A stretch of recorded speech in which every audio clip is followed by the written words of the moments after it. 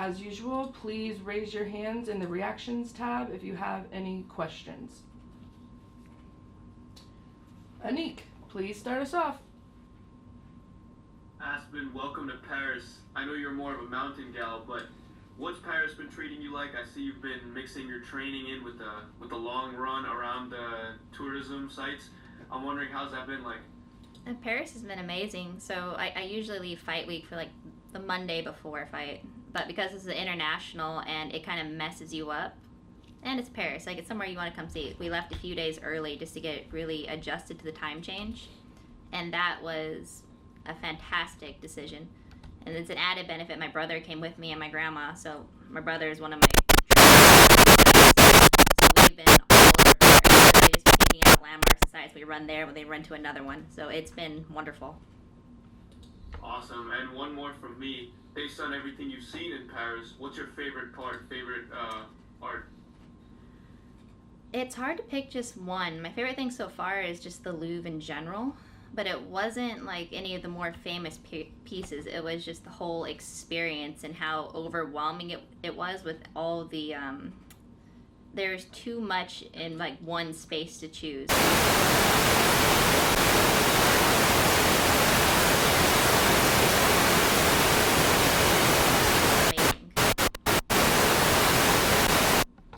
Mike. Hey Aspen, so obviously you've moved over to Bellator now after doing you went the distance with Kayla Harrison. What does that say to you to go the distance with someone who's highly regarded as one of the best, female fighters in the world, for your confidence coming into this Bellator event? It was an exciting fight to take on the time period that I did, and she's one of the best out there.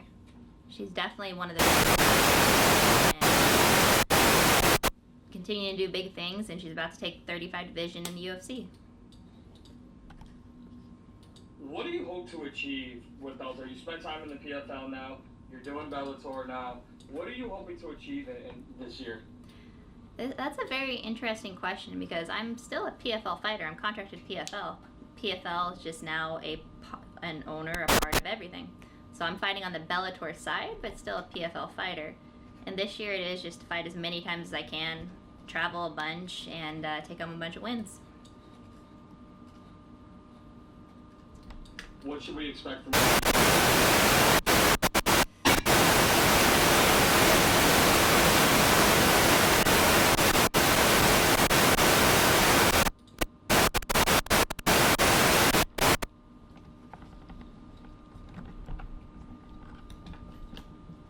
Sorry guys, just give us 1 second with the audio.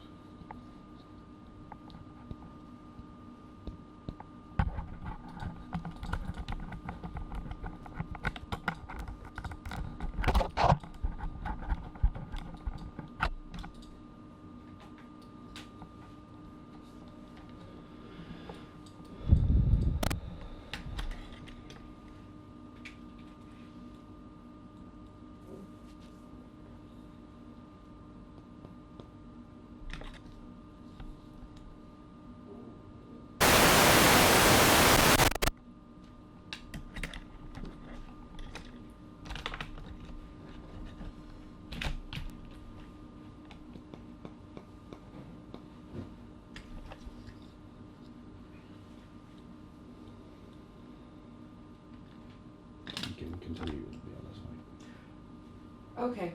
Mike, you can continue with your questions. Sorry about that. No worries. Thank you very much. And this is the last one for me, Aspen. Bellator Champion, you've already fought Kayla Harrison in Bellator Champion. Calling for a fight. And obviously, you're right there. You're in that weight class. So do you think with an impressive fight showing in Paris here and maybe in another fight that you could cement your name as the top challenger? I mean, she's calling for Larissa Pacheco, but could you insert your name into getting a fight against Chris Cyborg? It's definitely like as far as what this fight will do, what the next fight will do, getting up to the top of the heap as far as the Bellator featherweights goes, that's very possible. Is it likely right now? Because she's about to fight Larissa, and then there's already a title challenger who I'm very interested in fighting myself in Bellator. So it's like, could it happen? Yes. Is it the next thing on the horizon? Meh. Thank you. Tristan. Hi, Aspen. How are you? Hi. Doing well. I wanted to get your impression on Kayla Harrison's UFC debut, especially coming from someone who knows how difficult the cut to 135 can be herself, and what you thought of her performance. I thought Kayla Harrison did exactly what I thought she was going to do, especially when I heard the matchup, her first one. Obviously, people think, oh, it's a tough fight, or Holly will do the same thing that she did to Ronda. She ragdolled her, and I thought she was going to. Made it look easy. There's not currently anybody in that division that's going to be able to beat her, in my opinion. And yes, it's definitely a very, very hard cut. She did it, she made it, and I'm sure she will again.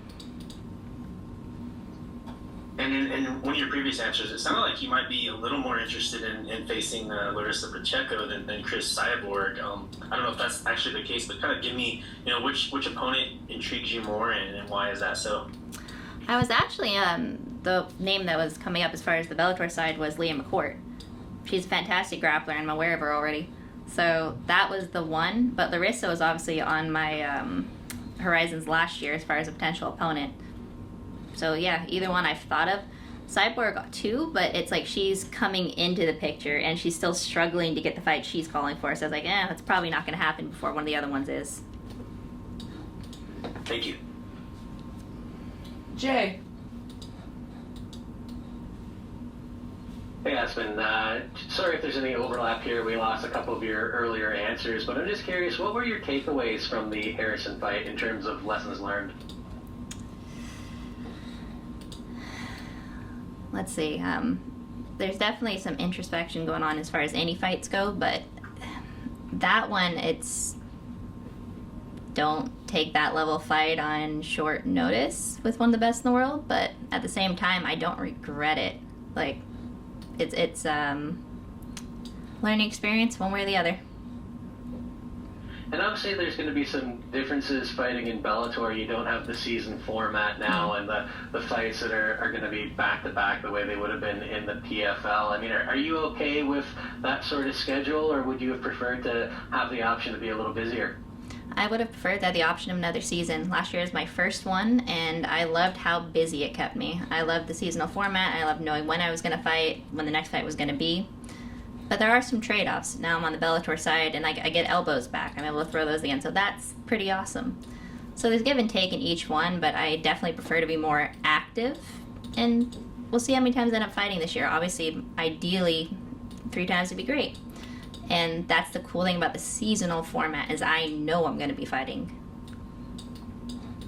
And last one for me, just on your opponent here, Shakalova, do you see yourself as her toughest test to date, and how do you see her matching up with yourself?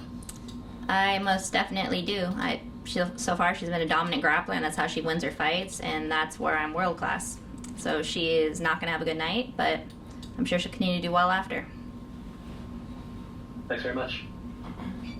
Dylan.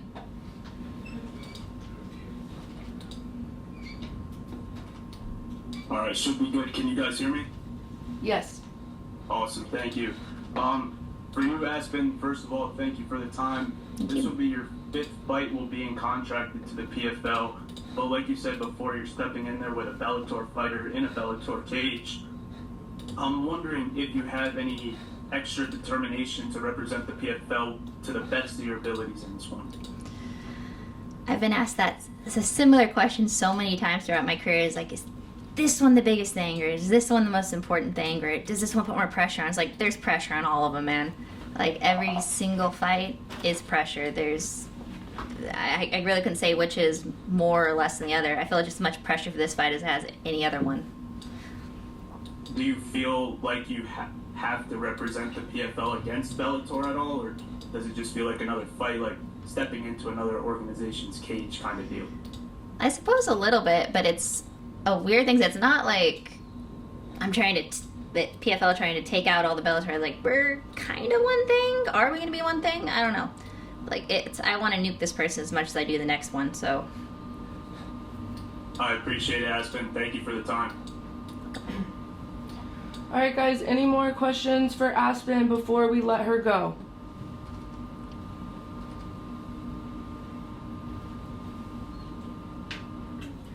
Okay, Aspen, thank you so much for your time today. Appreciate it.